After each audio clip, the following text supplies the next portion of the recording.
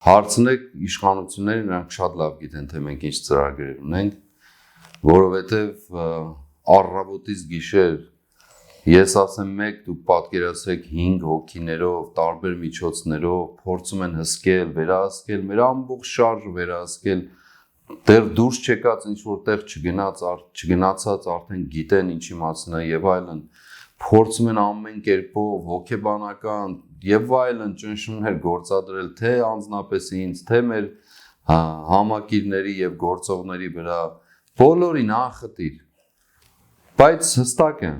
ամբարիշների ճանապարհը մեկն է, կորուստ, հիշեք, մշտապես հիշեք դա